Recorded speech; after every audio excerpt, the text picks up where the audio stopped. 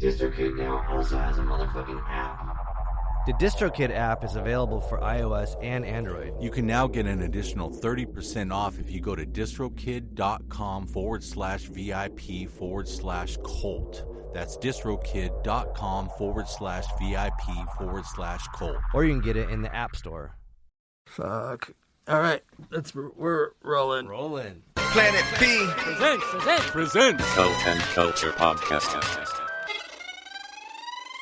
Welcome to episode 50 of the Cult and Culture Podcast. We made it. Yeah, big 5-0. This episode features Sam McPheeters of Men's Recovery Project.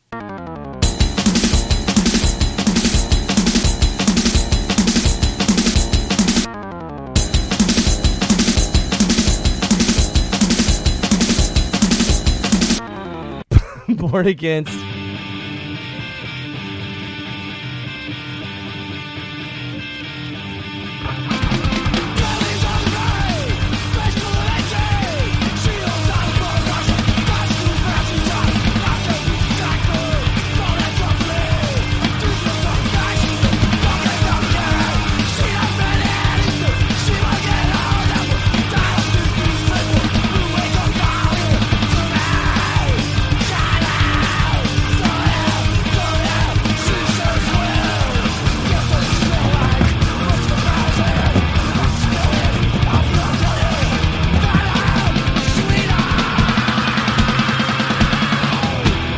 Wrangler Brutes.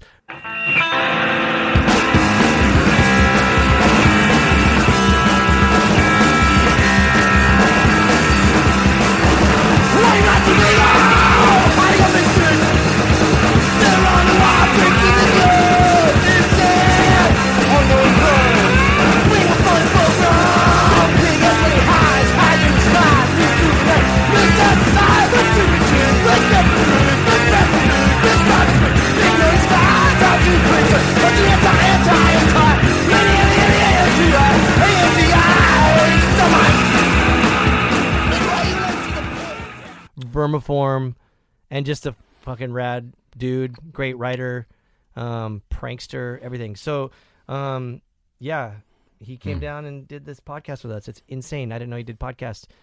We got him. He normally doesn't. Yeah. So, here we are. Thank you for celebrating our 50th podcast. If you haven't seen 1 through 49, we suggest you go back and watch and listen to all of those. Yeah. So let's do this. Here we go. We'll see you on the other side. I'm Luke Kinshaw, by the way. I didn't say my name. Say your name. I'm Justin Pearson. This is Captain.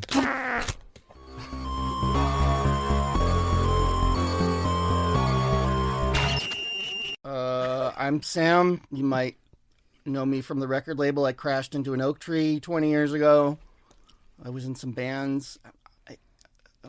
Give me a little bit of guidance here. What am I going for? What's the tone I'm going for with this? Well, I mean, obviously your bands are legendary and the things that people... Okay, they are legendary to some. I was in one band, Born Against, that is legendary among a very small select group of people, and at best right now occupies this space of being like a band's band, like the band that if you know that things are cool, then you know this band. Totally fine with that. Doesn't need to be any more than that. It's a little bit like after I started writing and publishing books, I have a science fiction novel that came out in 2016. Nobody knows about it. Didn't get much press. Came out 2 weeks before the election. And so it just like that absolved me of doing a book tour. And like now that is sort of just like, oh, I heard he wrote a science fiction novel. Like it has more value to me as just this weird thing in the past. And Born Against is totally like that. But even now I'm in my mid-50s and I get work all the time from Born Against. And it's insane the doors that has opened for me. What do you mean by work? Freelance work. Like art or writing? Mostly writing. Well, there has been art. I try to not... I definitely feel like I'm a failed graphic designer in some respects. Like I don't know how to use the programs I have. I'm not gonna keep learning Photoshop because it's gross, you know. But that is like that has like soul in it. Like I mean, I always say that you created the Locust Plague Soundscapes artwork, and that's probably one of my favorite pieces.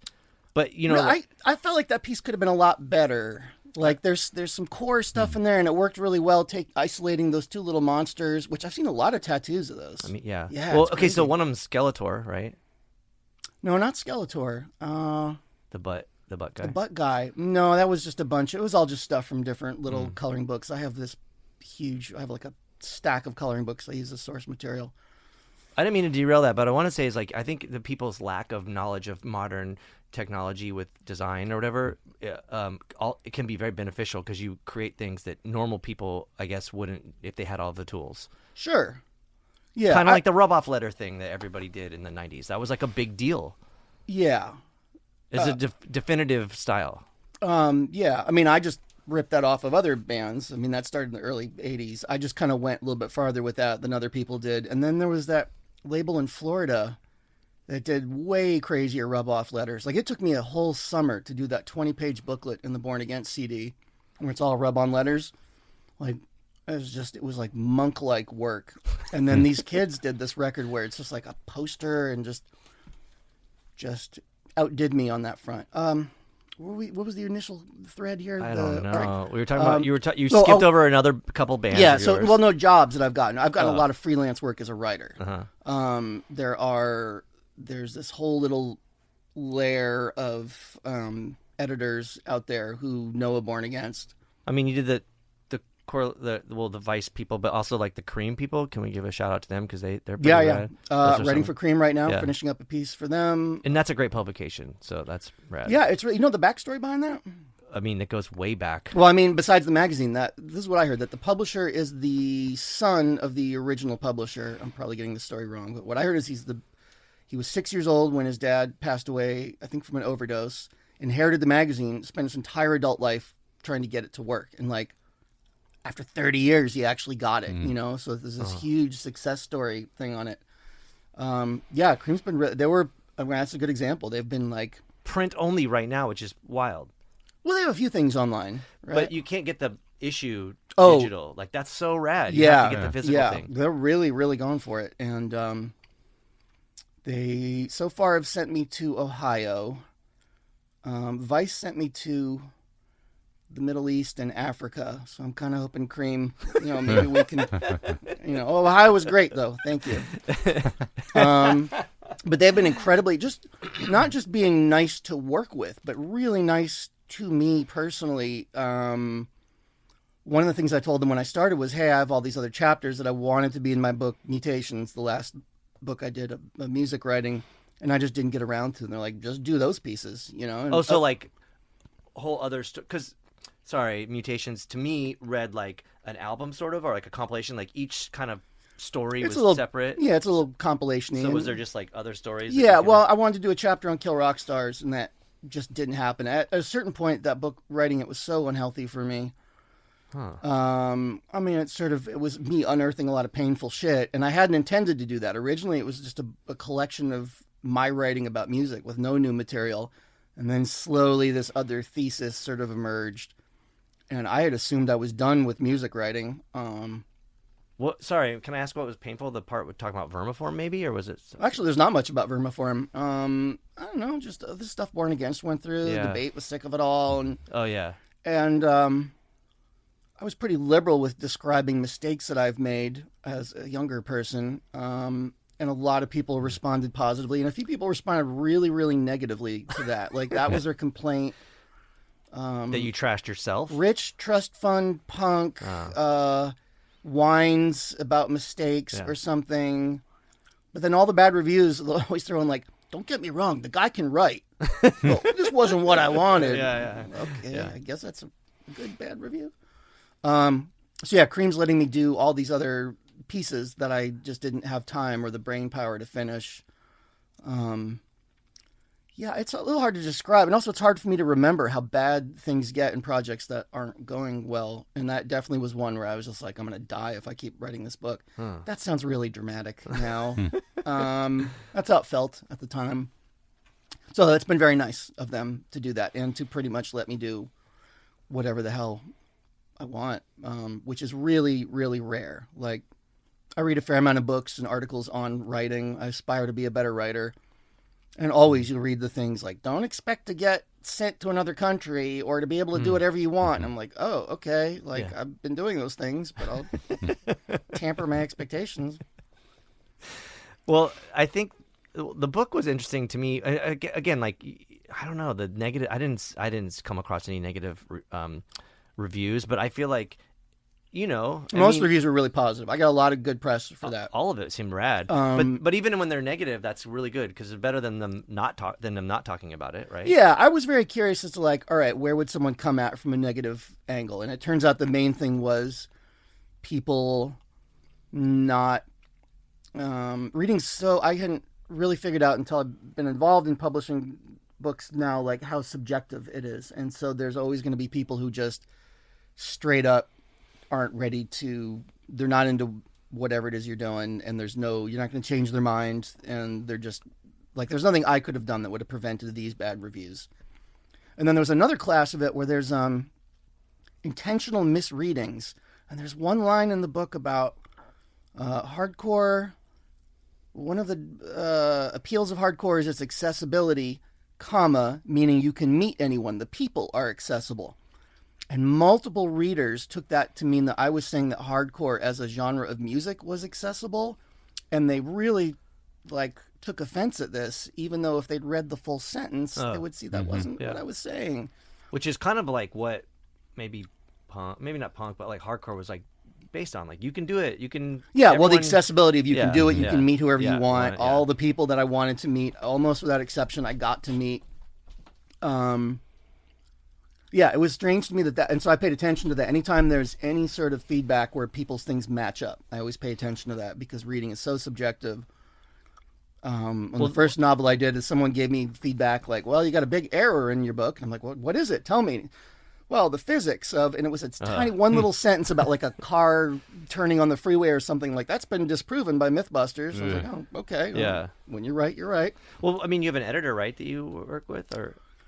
Yeah. You hope they catch all of the They hope they catch all the stuff. There wasn't much fact checking for mutations. I thought, and also I was a little worried about a few legal things, and it turned out I didn't need to. And also I pulled, a lot of the reviews of that book were about, Sam doesn't pull any punches or whatever. I'm like, dude, the whole book is pulled punches. Like You mean like talking shit? I was talking shit about people. There are a few people who I needed to say some things about. Like, there was a footnote about American hardcore, which is a really shitty, racist, sexist piece of crap and a badly written book. And was that Tang Records or something? Or is that? I don't know. Stephen Blush wrote it. Oh yeah. Sorry. And actually, weirdly, he asked me to be on his podcast right after that came out, and I wasn't sure how to react. Like, did you read footnote whatever 79 or like? I don't want to go on his podcast and just berate him for. Yeah. Or he just beats the shit out of you when you get there. That would be fine. That would be fine and a long time coming. Yeah. Is that the setup for today?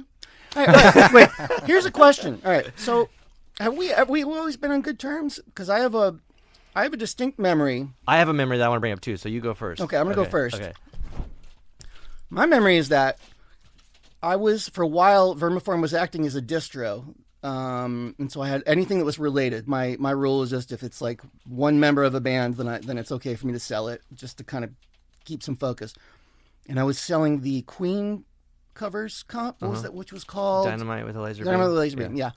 And so my description of it was members of, and then whatever, UOA, the Locust, blah blah blah, turn Freddie Mercury's grave into an open-air toilet in this shameless covers comp, or shameful covers comp. I remember writing it. I'm like, oh, that was funny. Yeah. And then, weeks or years later, it was like, what? Why would I do that? I'm friends with them, and I'm selling this record. So it was a little bit of the fanzine deal from maybe when I was a teenager. Like, I have to tell the truth. I'm going to speak my truth about this record I got to review. Extended well into adulthood for a record I was trying to sell. So if that got back to you, sorry. No, I have no problem whatsoever. Okay. And I also, whatever the description was that you just gave was great. Also, it's loaded with all of the homies on it. It's got all of our friends are on it. So I don't think pretty much every single person. Yeah. So I guess In my mind, I was like, it's some gentle ribbing, you know. But like, yeah, no, I had no problem. I think like so. The first thing that I guess well, there's so many like different levels of things that I think have come up over the years. For one, I feel like I'm a little bit younger than you, so I kind of got into punk and hardcore. I saw you guys play at a garage in San Diego here. Rice. No, Rice didn't play. It was before Rice, but it was at Corey Lindstrom's That was house. the first show I ever played in California. Yeah, with No Escape. And Corey's band. Oh wait, which was no, I don't think Corey played, but I was like into cool shit, but also into like dumb shit. Like I don't know, like NoFX was fine or whatever. I didn't know yet, and so it was like kind of like going to that show and like seeing those certain things and like getting the first Born Against single, I guess, which was the 2-song 7-inch maybe. Anyhow, I just remember or the regular 7-inch, but all like getting into like cool shit helped sort of put me on a trajectory without really knowing, and then seeing the band kind of I use this in a loving way, derail itself with like the like humor aspect that I think a lot of punk and hardcore didn't have. It wasn't acceptable, and I was like, oh man, Born Against is like actually hilarious, highbrow, like kind of taking shots at people, and I liked that a lot. And then it was very generous description. Oh my god! And then going into the realm of Men's Recovery Project, I was like, oh, those guys are full-blown lunatics. I love that shit. And it really was helpful for what the Locust became, I think, because at the time, I think we were dealing with a lot of issues, and we still are dealing with them, but like in punk and hardcore. So thank you for that. Okay.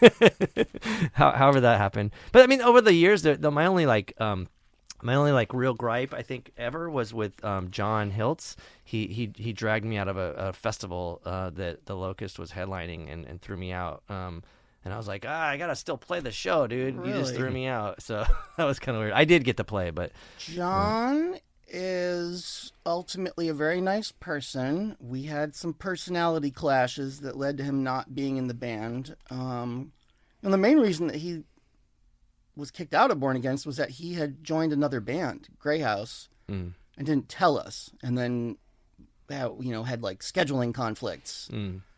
And that was very clear, like, oh, that's a fireable offense. That's not cool. But there were already personality problems with all of us.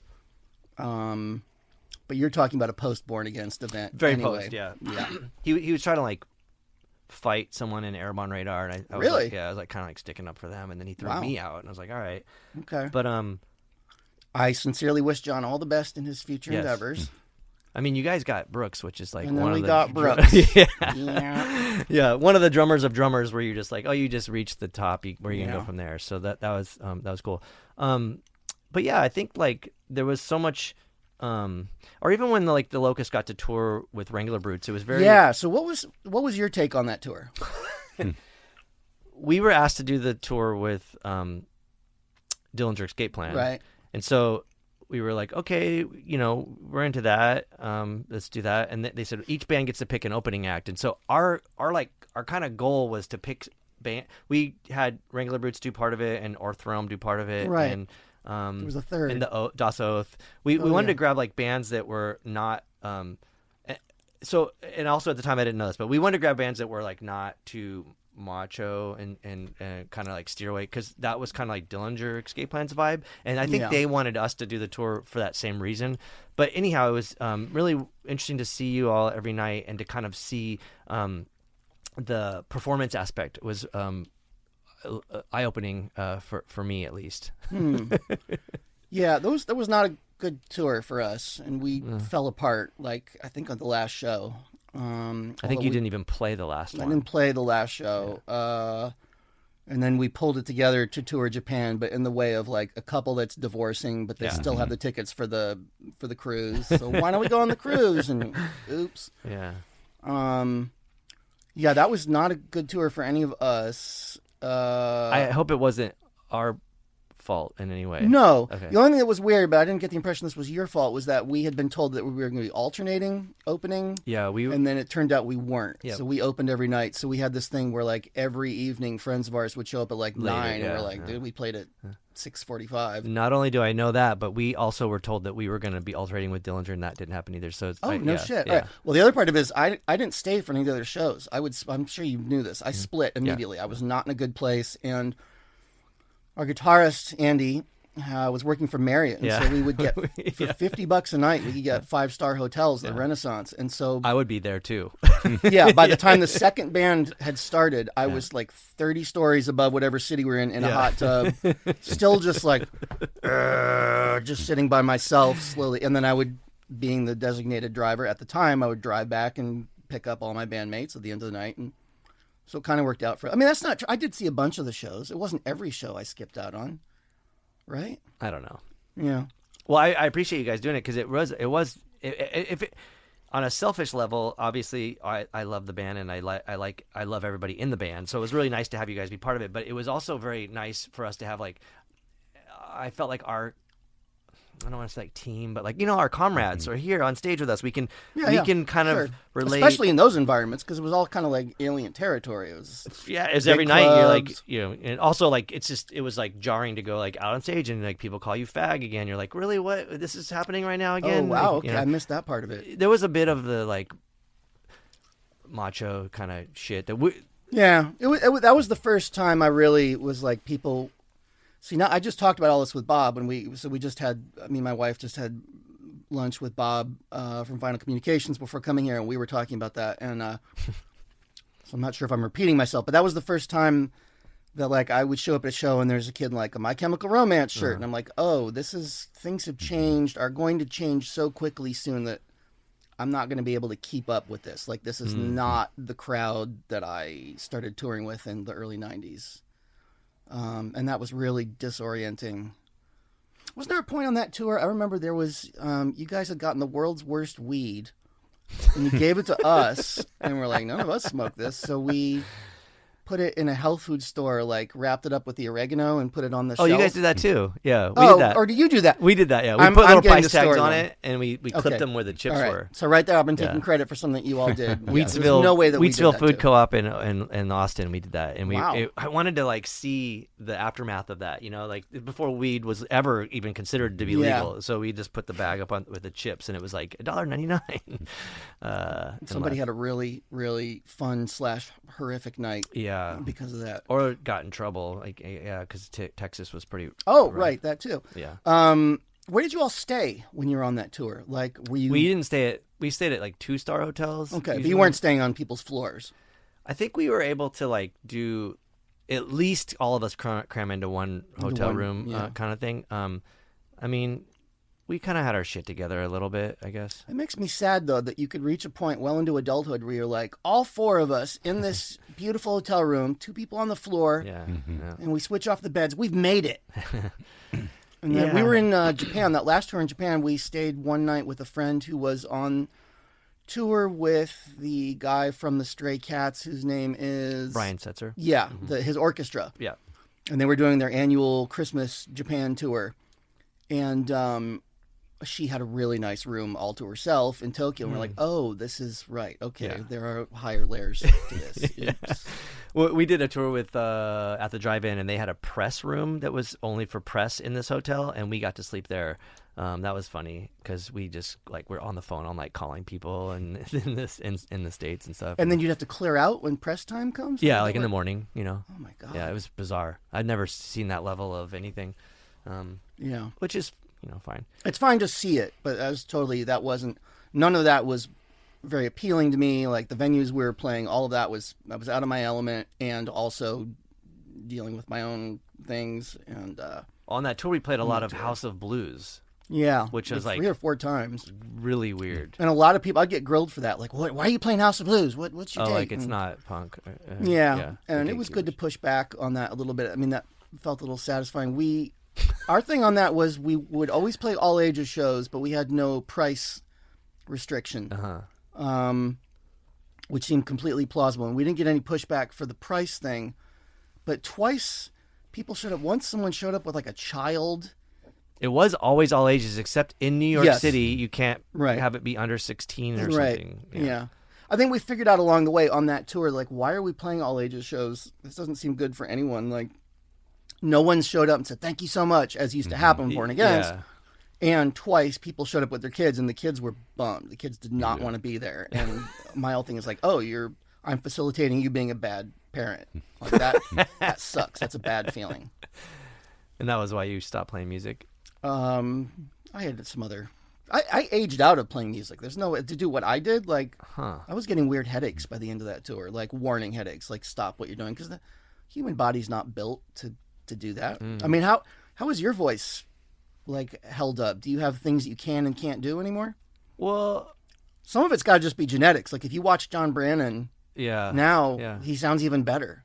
But he's an interesting take too, because he's very like, I'm right here. Like, I don't know. For me, it's like a workout. There's like a very theatrical, I guess, to some extent. So there's more movement where like they don't do that. I guess the crowd is the one doing the thing. But I think I don't know.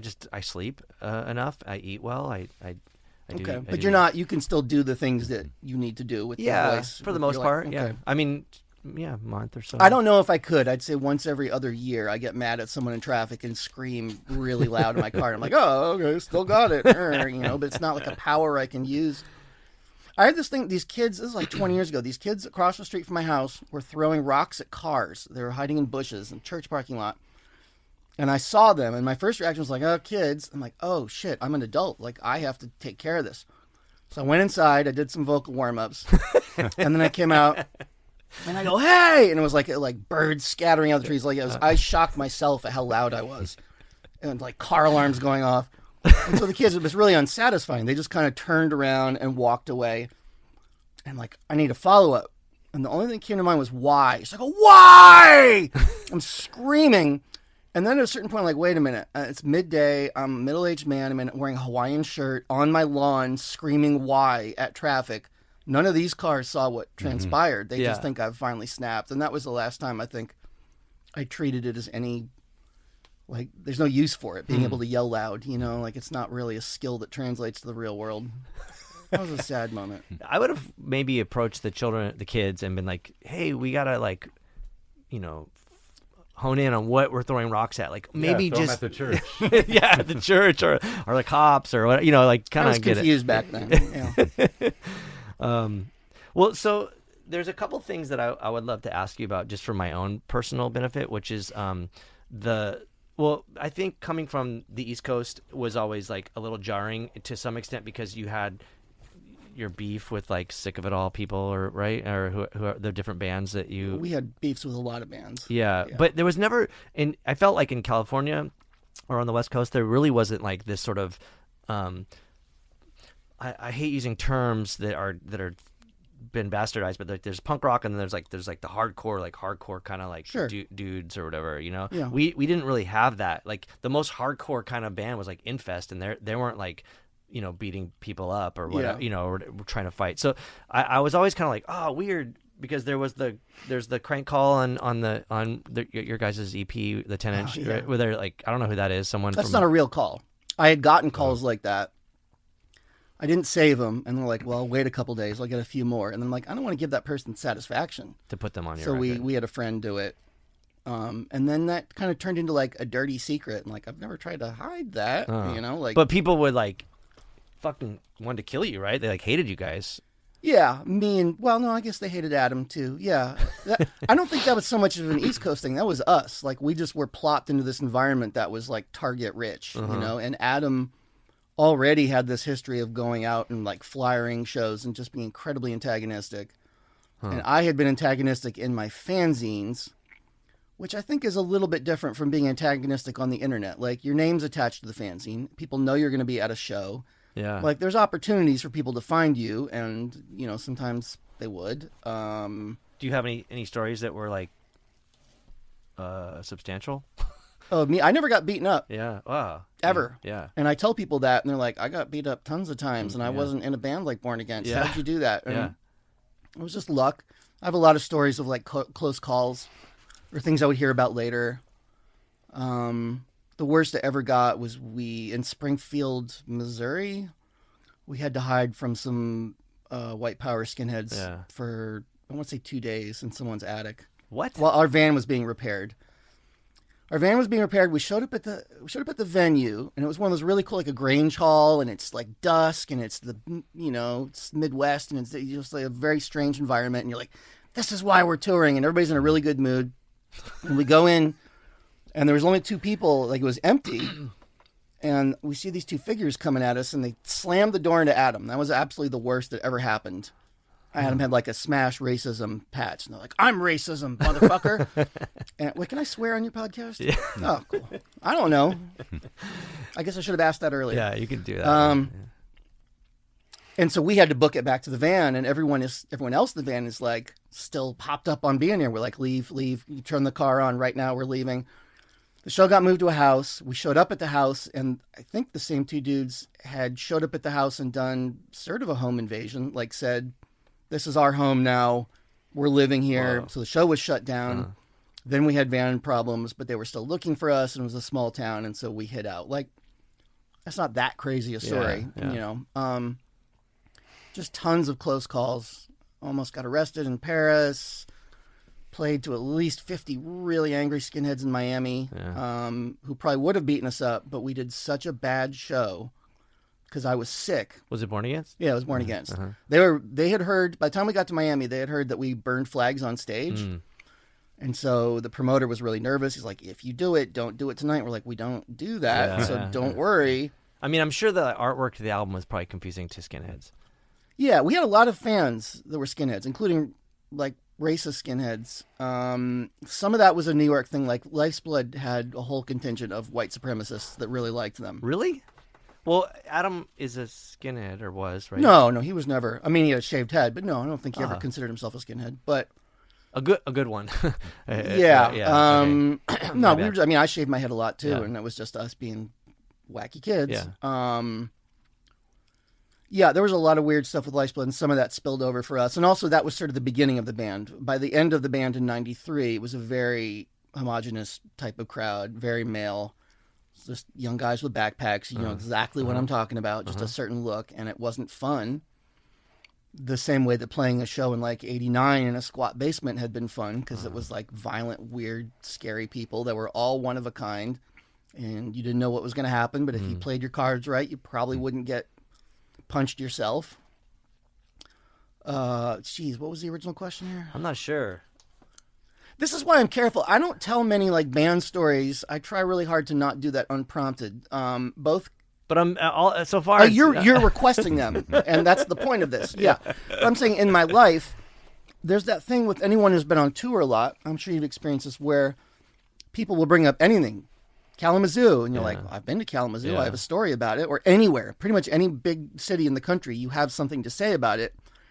And then usually I'll reflect on it now, like, that's not appropriate, and it starts to seem a little weird if I keep interjecting myself. And so I just kind of like don't talk about tour stories kind of at all, because I don't know where the line is, like it seems like it'd be kind of easy to become a bore. And I know some people who are good people, but they're a little like, if you say the word Japan around them, you can see like, I've been to Japan, and then they have to talk about it, and that's fine. I just don't want to be that person myself, and there's a lot of temptation in that if you've done a lot of traveling with the band, as I have.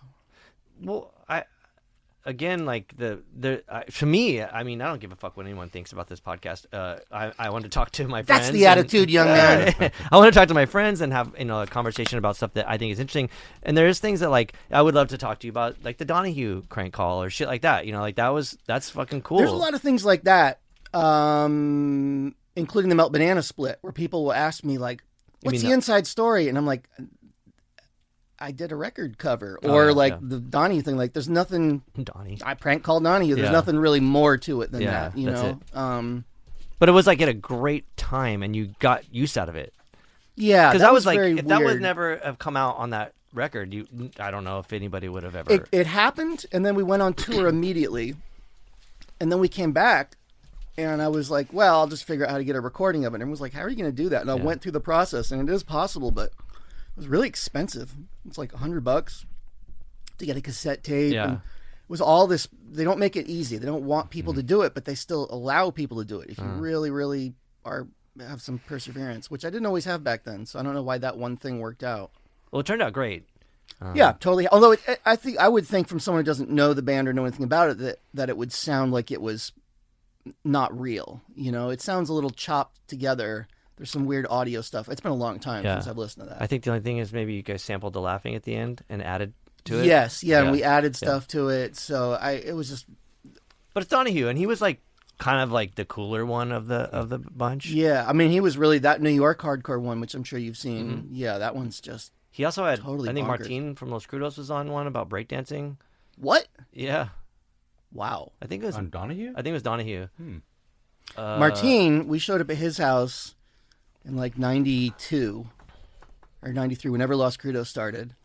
And he looks at me and he's like, "You don't remember me and you writing, right?" And I was like, "Oh, no." And he pulls out a fanzine from 1987 that I'd sent to him when he was doing mail order. And it's just like, "Yo, yo, yo, Martin, what's up?" Like, it's all just like bad me doing my whatever sort of like Beastie Boys fan shtick. And I just crumpled. And it was just like, in my memory, the scene gets like fish-eyed and it's everyone laughing at me, you know, and me like, "Oh, I'm sorry." Was that your jam before you fully dove into punk? Was it like no, I went through phases. Yeah. My phases, unfortunately, were in college, not high school. I mean, we were all really into Beastie Boys and like mid-'80s rap, so that was part of the whole thing. And then that was not cool by the time Born Against started.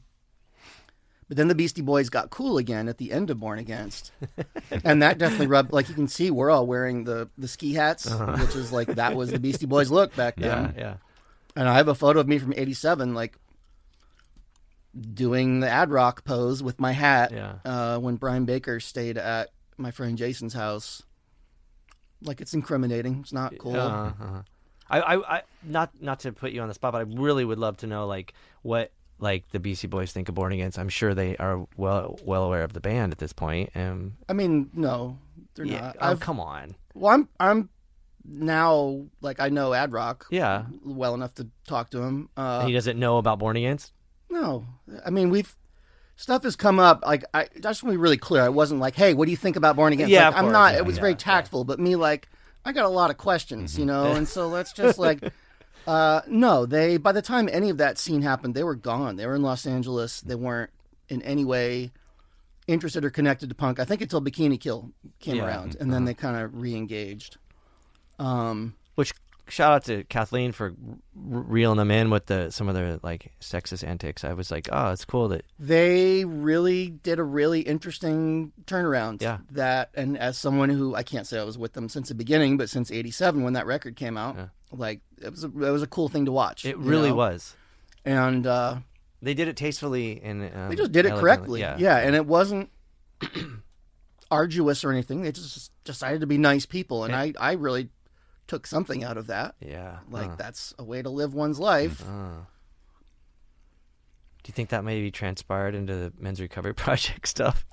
Which, how? Maybe, because, you know, to me, when I objectively look at maybe not necessarily just Born Against, but like stuff of that era, was like, it was kind of just like very politically charged, like fuck you kind of stuff. And then after a while, I think maybe with you becoming more comfortable with humor and sort of like some of your, I don't want to use the word antics. I use this in a great way. Antics is totally appropriate. It just made it like it just heightened the like to me it heightened the intellect of the product or of the thing, the overall thing.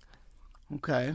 Is this that seems suspiciously generous. Fuck. Well, MRP, I think, was. There was a certain time when it became clear that Born Against was an insufficient vehicle for expressing contempt. Contempt? Yeah, definitely. Contempt would be the right word for it.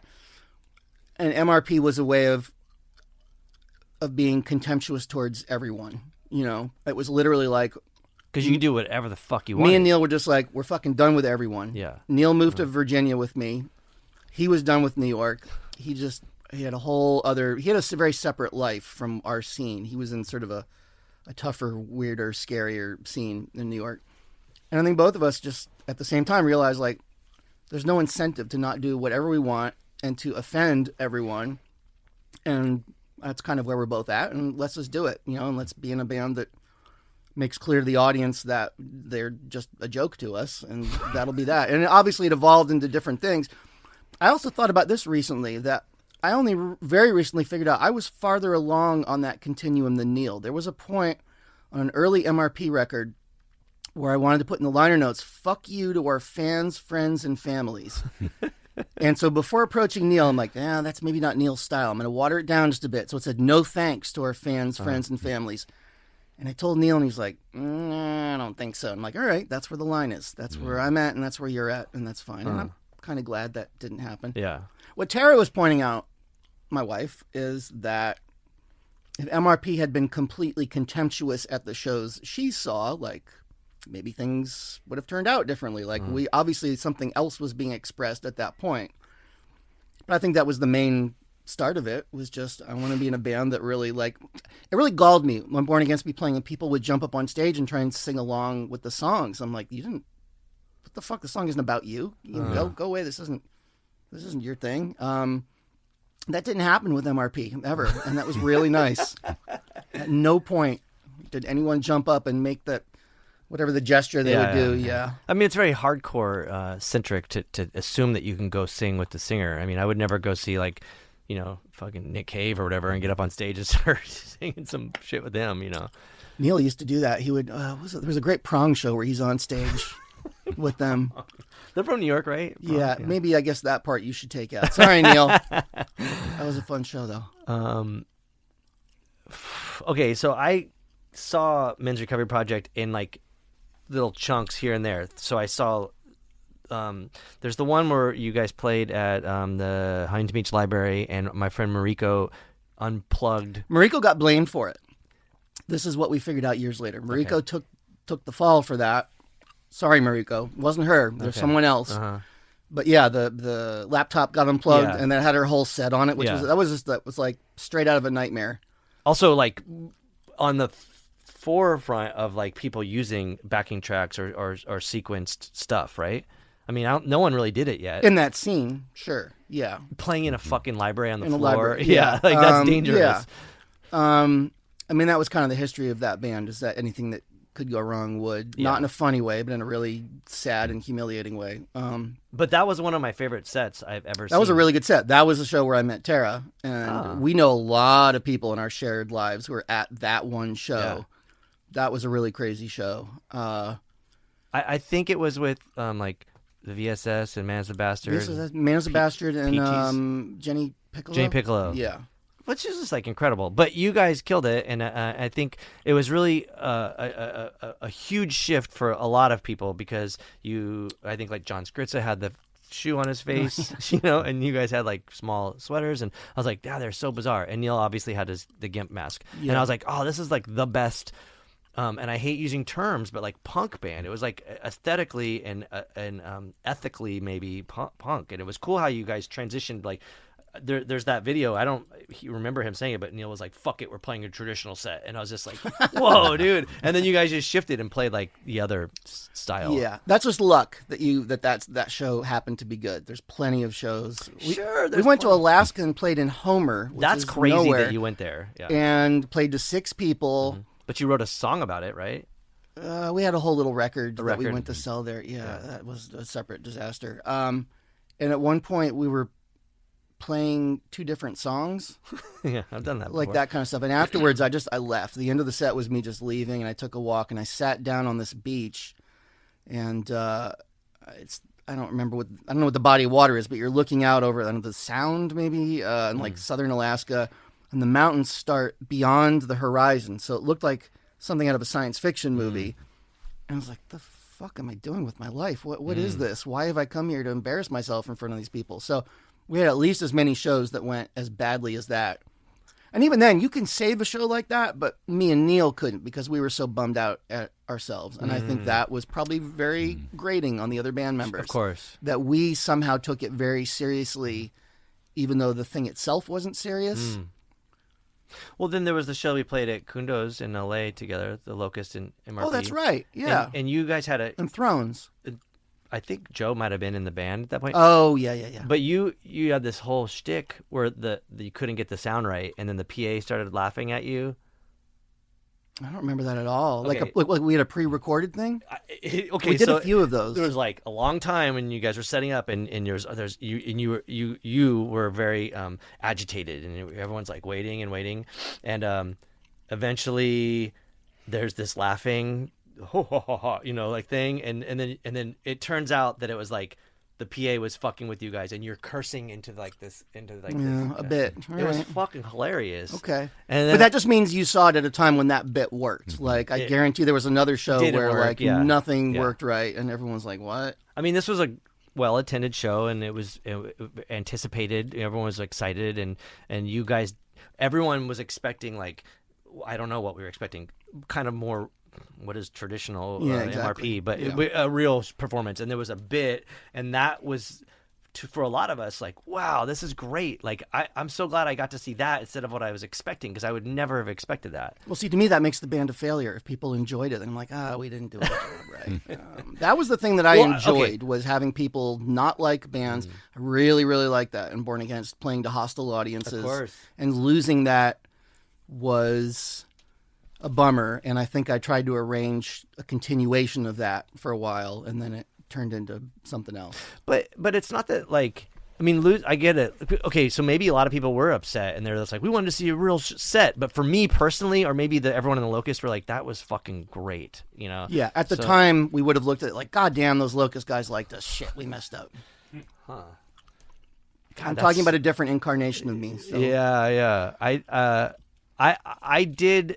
I am capable of seeing the audience be upset and appreciating that for you, but and that might have been like, so it would have been a lost cause. Well, I would have been a lost cause for you. Yeah, all the shows in California were really good audiences, and we were probably on our best behavior, because we always, like, any band coming from the East Coast, you come here and the shows are bigger, they're better, and you know a lot of people that you're impressed by, and you just make sure you do a good performance. Whereas if we played in the Midwest, you don't give a fuck. 4 people. Yeah. It's just kind of whatever. A big thing that happened that influenced all that was in Born Against.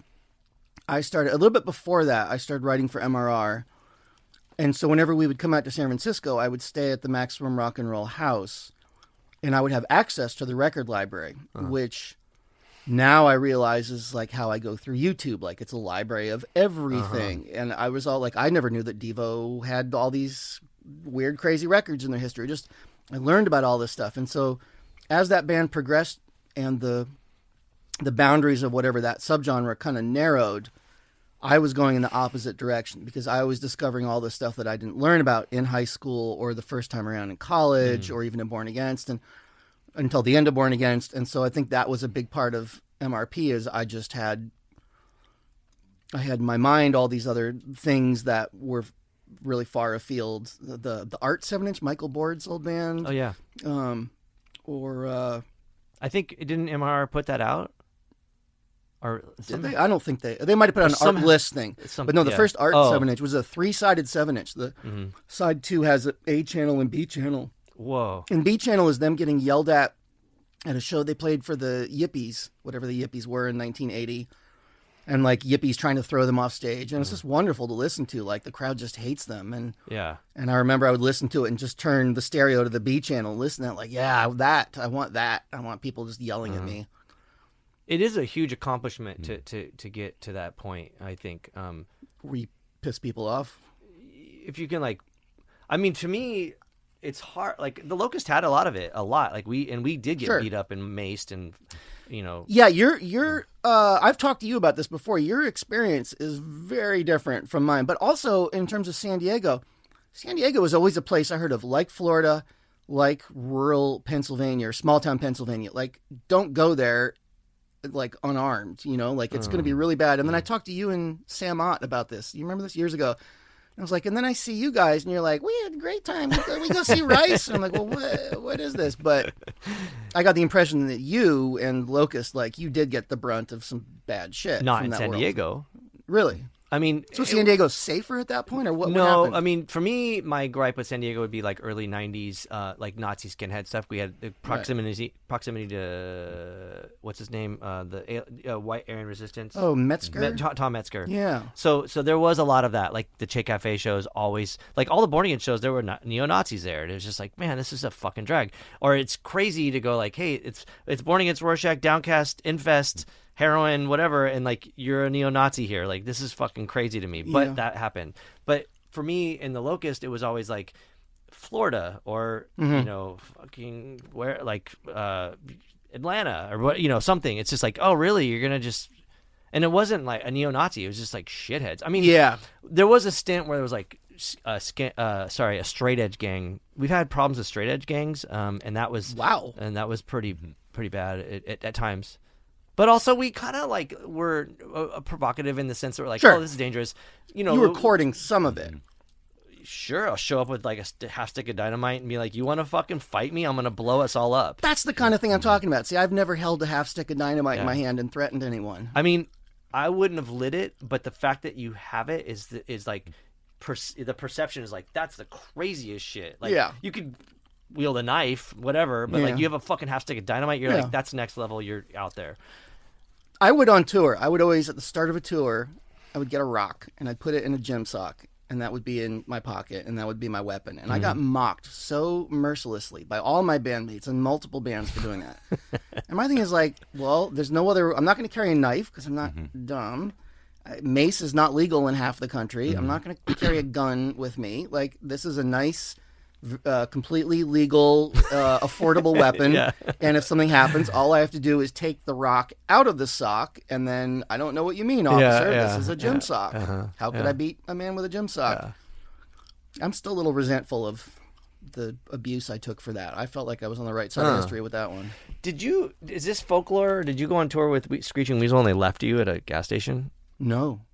We played a few shows with them. That never happened? No. That was a thing that people were like, I don't know why. Yeah, you were not on tour with them. You were just their roadie, and they got sick of you and they left you. Oh, I was the roadie for a couple days. But no, that was a great trip. That was they showed up and they're like, "Why don't you just come on the road with us for a while?" And I'm like, "What are you talking about, guys?" And they're like, "Take a look around you. Take a look at your life. You don't have a job or a girlfriend. What are you doing? Why?" Like, they put me on the spot. Like, why? Give us one reason why. I was like, okay. And then you did it. And then at the first show we met Hamper. I'm blanking on his name. Jim Hamper. Harper? Oh my God, this is so sad. He did a book called Rivet Head. He was in Michael Moore's Roger and Me. He's the guy with the mustache who had the breakdown.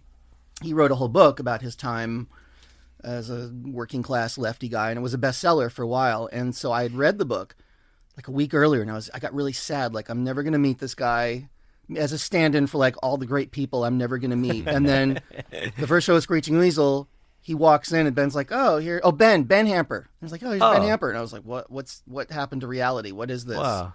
And he came along in the van with us. It was just all of us hanging out with this middle-aged man who was writing an article on Screeching Weasel. And it was just a thing that I happened to go with him. But you heard that they left me at a gas station. Yeah, that was like the thing. Like, I wouldn't put it past me to have been obnoxious enough that would be discussed. Yeah. However, I probably was on my best behavior when I was with them because they had some status with me and were my ride. Yeah. That band, Born Against, was really good at generating rumors. That's what I found. There were a lot of weird stories that still have floated back to me. And then variations on stories. And I never really, at a certain point, it just sort of like there was this other version of the band that was out there or another version of me that was out there in the world just.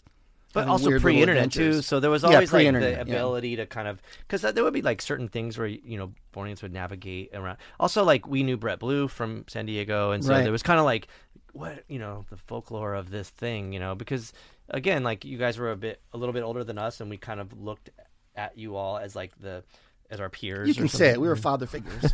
Yeah, we can just be honest about it.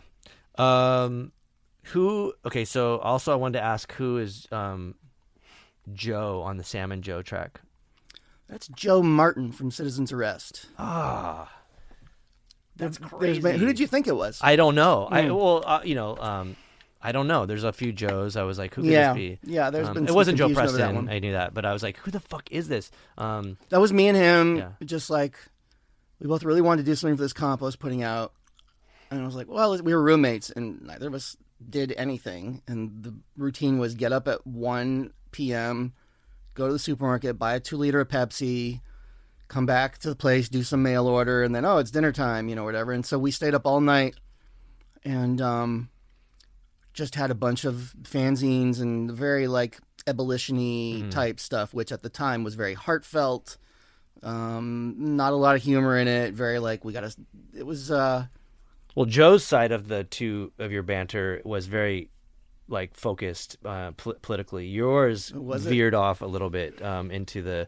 Yeah, we had a problem recording it because we kept laughing. And Wharton Tears, he's a respected producer. I don't think he was nuts about doing any of that recording because it was just two guys Yelling. screwing around in a studio and yelling. But yeah, when that happened, after it happened, we were both like, "This is probably the best thing either of us are ever going to do in our recording careers." It is my favorite thing you've ever done. Yeah, I hope that's. I okay. would agree with that. Okay, 5 stars on that one. Yeah.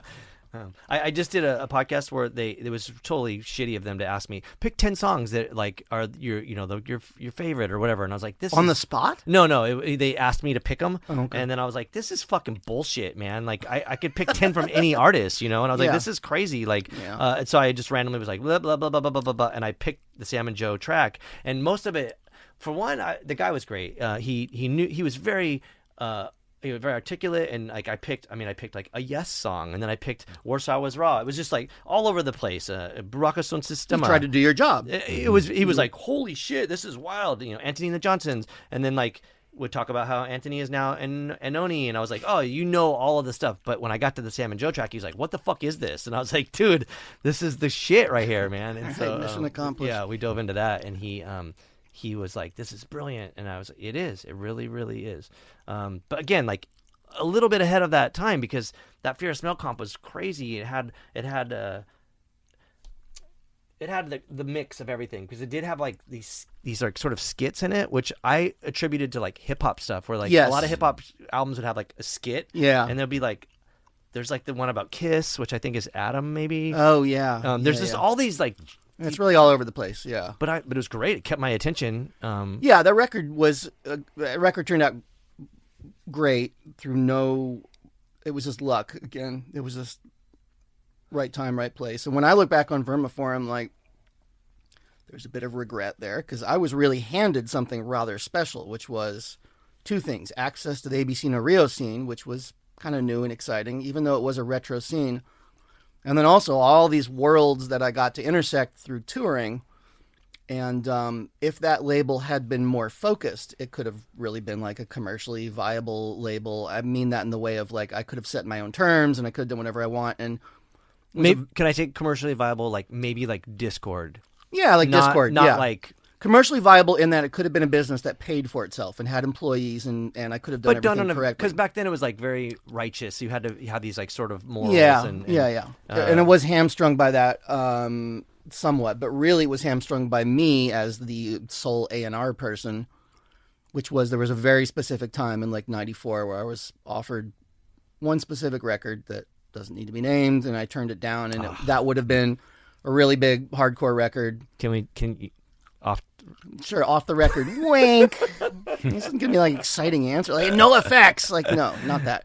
And I became clear. Like I don't know what it is I want out of this label. All I really know is what I don't want, and what I don't want really is to be successful as a label, because there's too much stuff that grosses me out. I'm not maybe stable enough as a person to do it, and I just have too many points of. I don't know, points of beef, like the thing I was talking about where I gave your album a bad review as I'm trying to sell it, there's too much like, I gotta speak my truth. Yeah. And I'm like, come on. Well, I think what you said, I don't know if I've ever like even seen that review, but it's great. And it makes not a review, a description of a fucking record that I'm selling. Yeah, someday I'll find it and I'll send it to you. And it's so good. Well, but I'm the kind of person that's like, I loved the banter of the thing. I guess I counted on that you'd be like, haha, but like, you weren't the only person working at that label. And who was your partner? Alicia? Yeah. Like, I mean, she would have been fine with it too. okay, all Yeah, right, but either yeah, way, like that's yeah. a big assumption on my part. Well, I think like I don't know. I get it. Not everyone's cut from the same cloth that you are, but for me seeing like the transition from Born Against to the very end of your musical stint or whatever you want to call it. Like when you stopped, like it gradually got like. To me, I see it like this, not because it got like more creative and. If you're listening to this, he's making a hand gesture that implies a graph, but I can't tell if the line is going up or down. It's going up. Okay. So from his perspective, it's going up. But but that's fucked up too because I think everything. I mean, that's not a good graph. My graph sucks. So let's just fuck it. But a lot of things that I think you adapted to the changing of everything, and that was interesting to me to see. There was a really big thing too in the 80s where.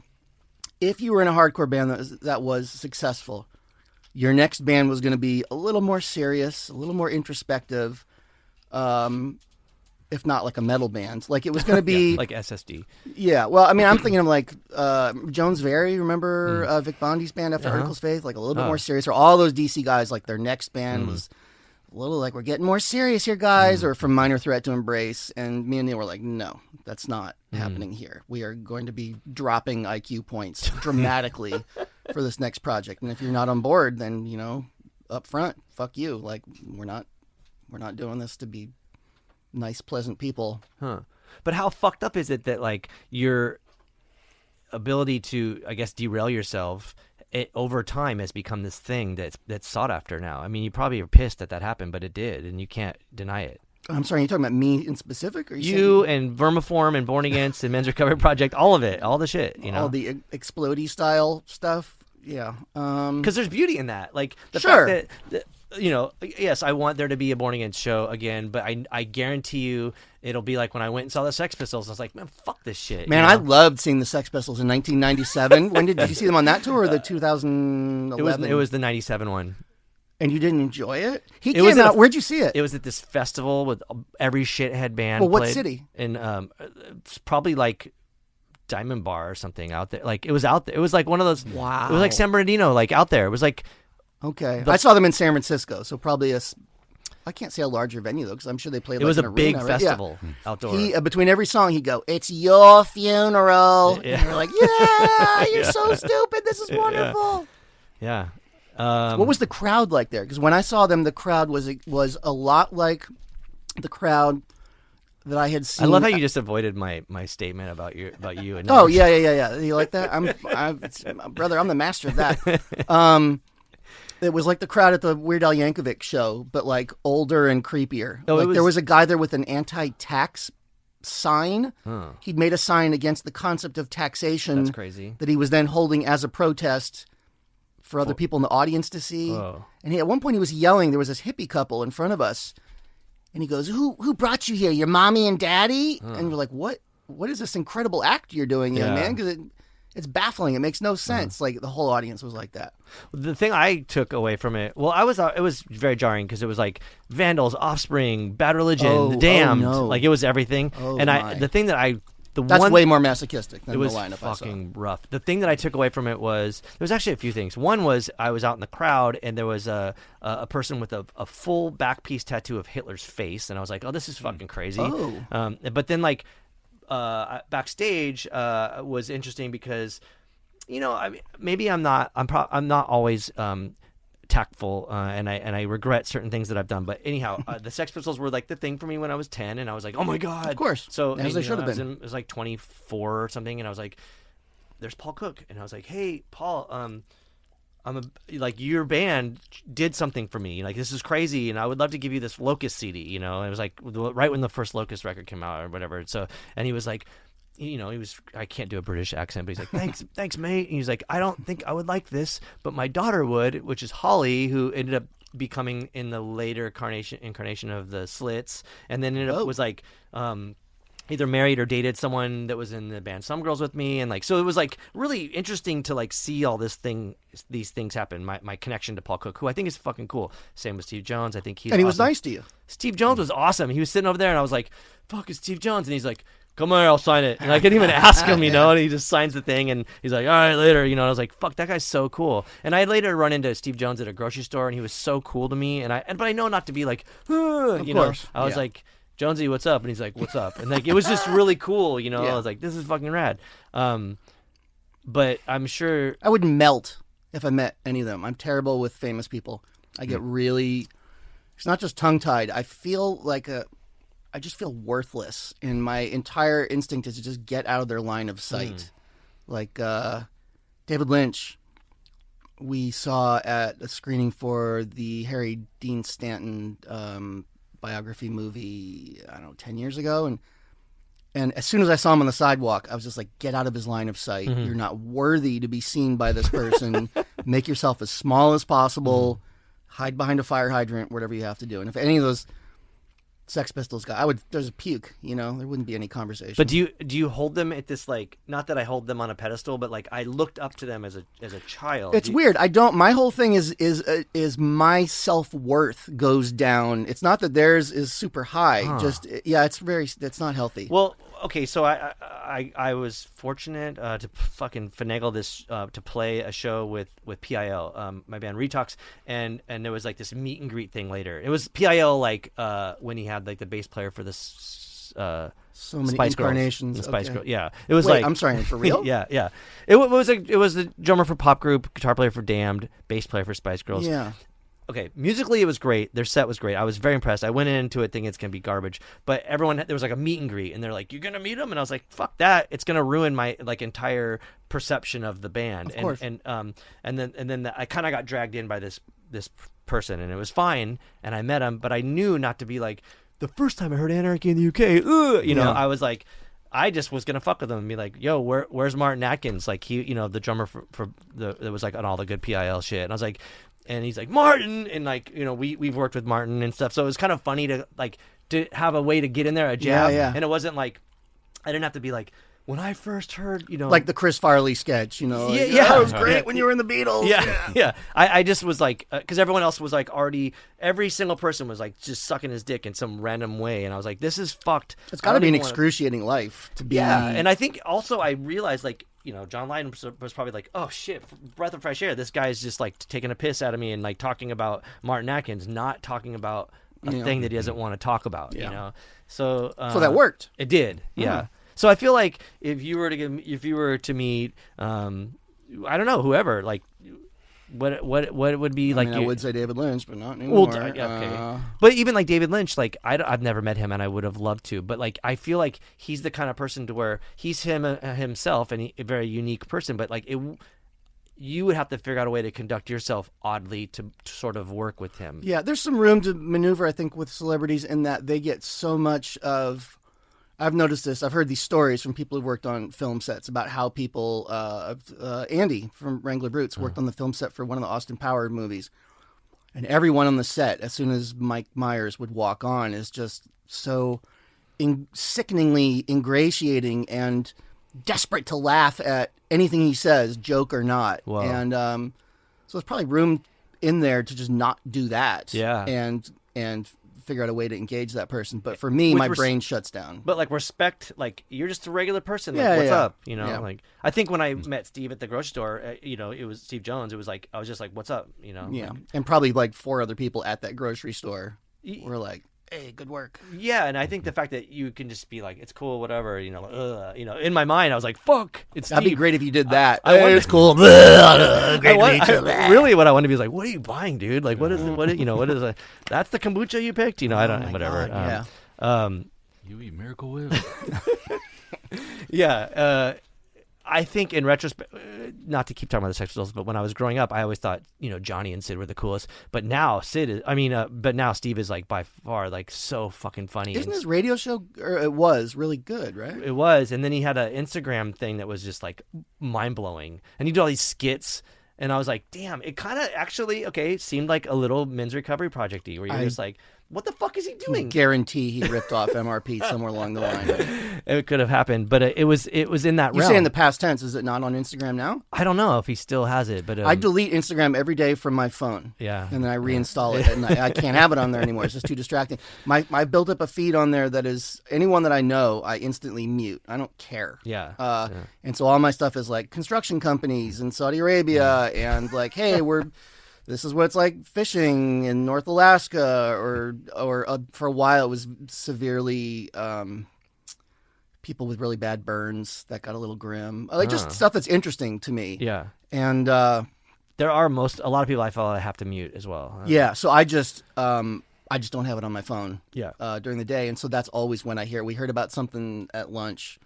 Bob was telling us about something I need to follow on Instagram, and I'm reaching like he's on Instagram. Right. I didn't even know. No. Yeah. Someone that no. Oh God, no. But I mean, how does he access it if he's not on it? That's a good question. Anyhow, if Steve Jones is on there, I'm sure it's good. He's just he seems like a funny motherfucker. Like I He's can't been get over part of it. He plays on that the Repo Man theme song with Iggy Pop. Yeah. Him and like Clem Burke. And It's that was really a pretty weird good lineup. record too. It's a great. Yeah.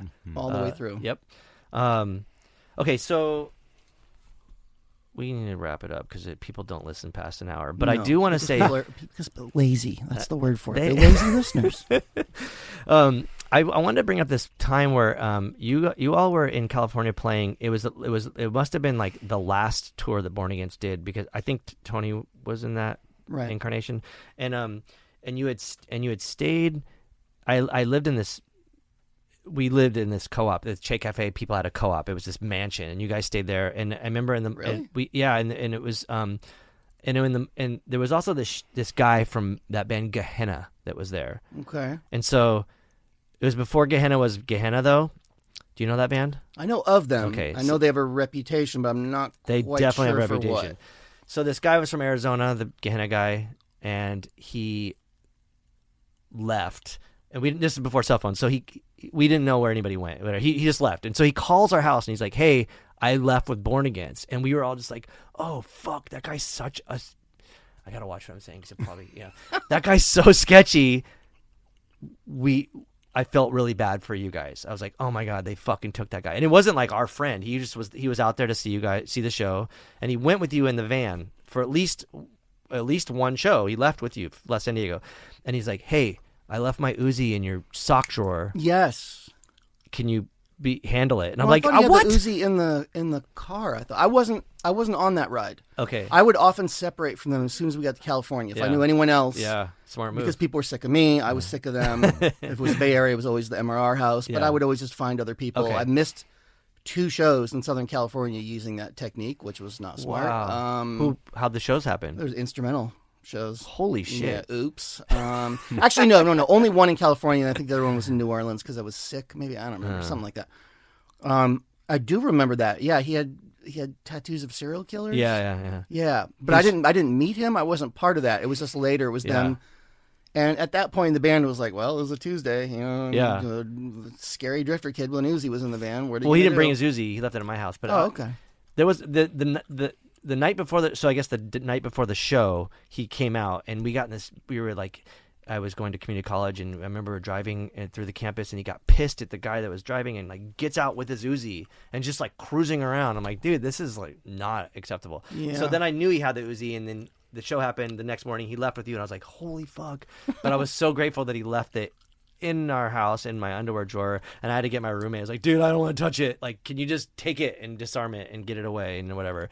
But At the end, when you're standing at the pearly gates, there's a massive checklist, and one of the questions could be, "Have you ever touched an Uzi?" And you'd be like, "Nope." No. You'd be like, "All right, that's in the Yeah, plus yeah. column." I just wanted to say sorry in case that did become a thing, because No. he ended up shooting his girlfriend in the face or something, Oh, like all right. or something, some on accident. I don't know, like something. That's a horrible ending. She's fine.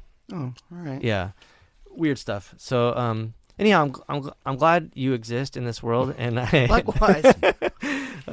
all of your accomplishments, as much as you want to shit all over them. I don't. Why do I have this reputation? I don't. Do I really do have that you've reputation. been shitting on your own shit for like. But I don't. you Do did. I? Yeah, See, you did. the whole thing I say about Born Against is like, I'm fine with Born Against. It's just, it's not a great calling card. Like, it's a little weird. And It's different when you're in it, because I feel like to the rest of the world that appreciates it, they're like, I would love to have been in that band. Instead, I'm in blah, blah, blah, you know? Yeah, there was a thing. I remember a band from New York, who I won't name, who halfway through Born Against, or maybe towards the end, they were like, people weren't coming to their shows and like, well, maybe if we did Antics, like it was a dig at Born Against, like maybe if we slagged off a bunch of people and did Antics, more people would see us. I was like, yeah, yes, that you've hit upon it, young fella. That's the clue. Be loud and noisy and make people uncomfortable, make a lot of enemies, and you will have well-attended shows and people will buy your records. Like, it's not that hard a concept, which really translates to don't be boring. Completely. And also, I feel like maybe you guys, and I hate using these words, but like it really was like the true like aesthetic of punk. You know, you're like, oh, this is like antagonistic and like these guys are fucking rude and weird, and like that was kind of cool. I mean, it was one. I don't feel want like there's so many definitions. Of course, but there it was one that was undervalued at that time. Okay, because everyone else was getting like comfortable, and you're saying you're in the band, and Sure. it sounds like this. I mean, nothing that we were doing was new. Like for us, it was all we were just reaching back to an era that was a little bit past everyone's memory, since turnover is so high that we were into things from the early '80s or later in the late '70s, like that thing where there was way more antagonism and way more experimentation. And Born Against did a lot of experimentation. I feel like, especially on that last tour in '93, you can see all the seeds of MRP in there. Like. I got that disgusting rabbit mask. I just wore this filthy mask on. It wasn't like a good move. I'm sure those shows were boring.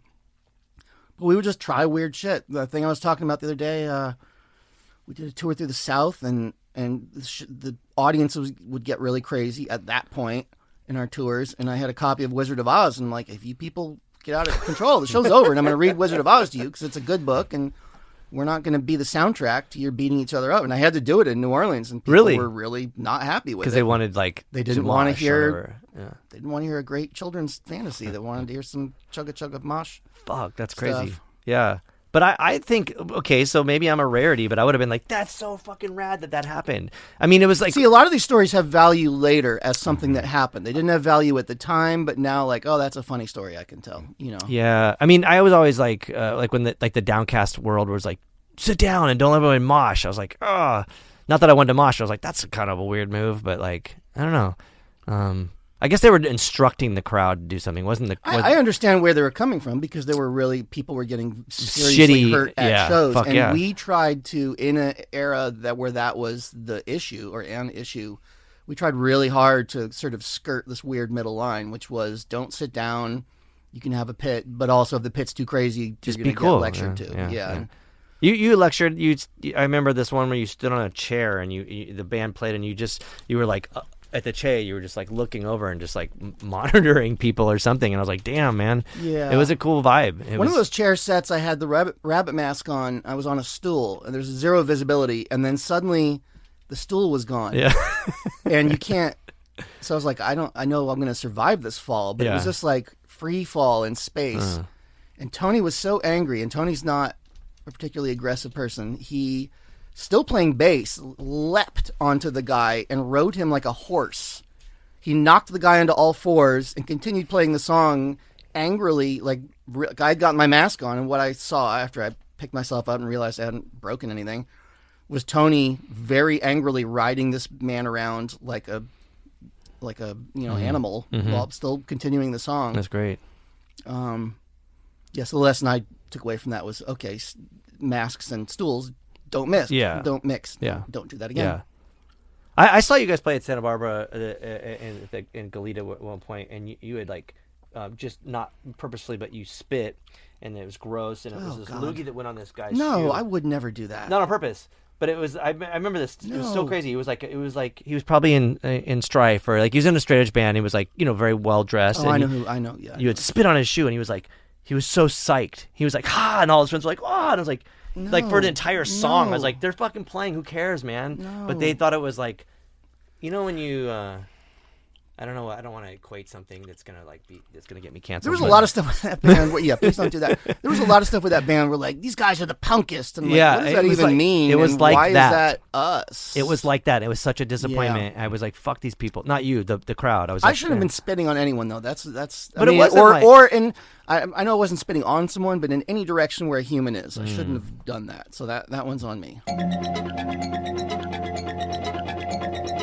There you have it. That was episode 50 of the Cult and Culture Podcast. I can't believe we made it this far. We want to thank you, the viewer or listener. We'd like to thank Ruinous Media, all of our sponsors for being awesome. I'd like to thank Becky and Andy, as always. We'd like to thank Captain and Earthquaker Devices for always taking care of us. We love you guys. If you get a chance, check out everything by Sam McPheeters. The guy's a fucking genius, as you just saw. And I don't know. We hope to see you on episode 51. It's going to be crazy.